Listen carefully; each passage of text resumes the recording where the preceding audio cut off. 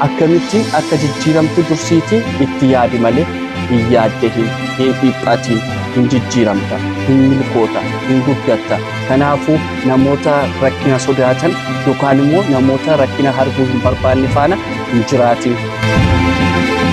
Egaa barnoonni keenya har'aa immoo namoota akkasiirraa of eegi jedha. Namoota akkamiirraa jechuun kee hin oolu. Egaa namoota mul'ata hin qabnerraa of eegi yookaan namoota fayyume. Namoota fayyume yookaan namoota mul'ata hin qabne akkamittiin baruu dandeenya yookaan akkamittiin adda baafachuu dandeenya. Kun salphaadha. Fakkeenyaaf hiriyaa qabda haa jennu. Hiriyaan kee sun yeroo hundumaa waa'ee garee haasaa haa jennu. Waa'ee garee fakkeenyaaf kaasuu ni dandeenya waa'ee kubbaa miilaa. Namootuma sa'aatii 24 guutuu waa'ee Arsenal fi Manchester haasaa oolan, waa'ee Chelsea fi Real Madrid haasaa oolan.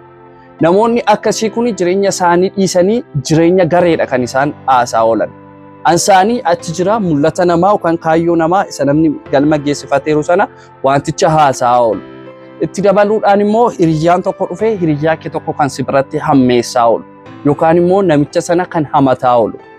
Abaluun kun akkasidha, abaluun kun akkasidha. Namoonni akkasii mul'ata hin qaban. Namni mul'ata qabu waa'ee mul'ata isaasa, waa'ee jijjiirama isaasa, waa'ee guddina isaasa. Har'a maal hojjedhee boor maal hojjechuu hin danda'a kan jedhu sana irratti haasaa oola namni mul'ata qabu. Namoonni adeemanii waa'ee garee fi waa'ee namaa haasa'an garuu namoota fayyumee jedhamu. Fayyuma jiraataa jiru jechaadha.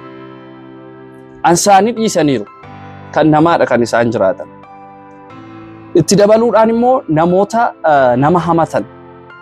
Namni tokko si bira dhufee nama hamata yoo ta'e siin immoo kan hin hamanne ragaa maal qabda? Itti dabaluudhaan namoota hojii kee qeeqan. Ofii isaa waa tokko hin hojjetu kan kee garuu qeeqaa oola. Abaluun kun akkasi dhaamseedhaa oola. Abaluun kun akkana dhaamseechaa oola. Soo namoota akkasiirraa dursii fagaadhu. Namoonni akkasii jireenya keef hin barbaachisan. Namoonni akkasii mul'ata keef hin barbaachisan. Namoonni akkasii guddina keef hin barbaachisan. Namoonni akkasii galma keef hin barbaachisan. Namoonni akkasii fuuldura kee deemanii gufuu sitti ta'u. Namoonni akkasii fuuldura kee deemanii kufaatii kee lakkaa'uu waan ta'eef namoota akkasiirraa fagaadhu kaa maalirraa fuutare. Kanaafiyyuu namoota akkasii duubaarra hin deemin. Namoonni akkasii boodatti si harkisaa jiru. Namoonni akkasii mudhii kee irratti sansalata hidhanii dudduubaan si harkisaa jiru. Namoonni akkasii mataa kee irratti finyoo hidhanii akka ati kuftuuf si harkisaa jiru. Namoonni akkasii luka kee jala gufuu kaanii si kuffisuudhaaf yaadaa jiru yookaan yaalaa jiru. Kanaafiyyuu namoota akkasiirraa fagaadhu. Namoonni akkasii sin barbaachisan ofii isaaniif mul'atan qaban. Mul'ata kee immoo kamiin deeggarure, mul'ata kee immoo akkamiin galma geessisure, mul'ata kee immoo akkamittiin akka ati jijjiiramtu godhuu danda'ure ofii isaanii mul'atan qaban fayyumeedha. Callisanii ma jiraatu. Kanaafiyyuu namoota akkasiirraa dhugaan siin jedhaa dursii fagaadhu.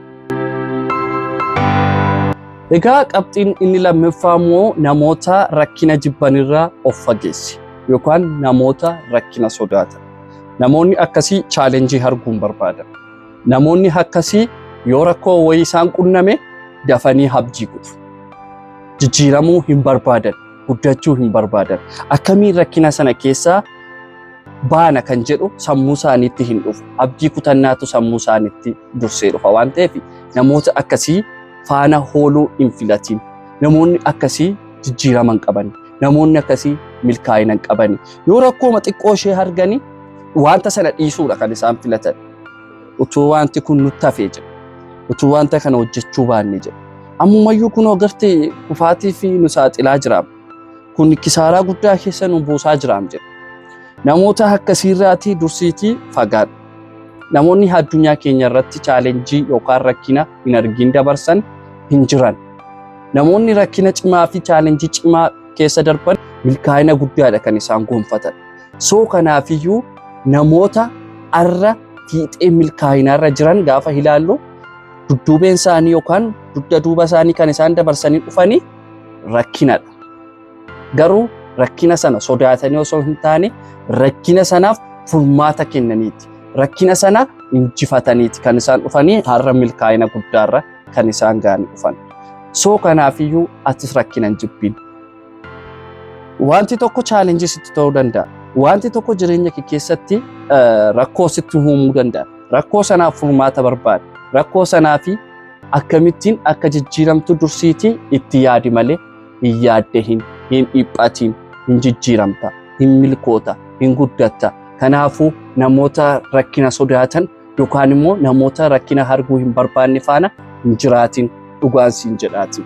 Egaan hordoftoota Eebbaa Broadcast sagantaa keenya har'aa asuma irratti goolabna. Sagantaa biraatiin hanga wal agarruutti turtii gaarii.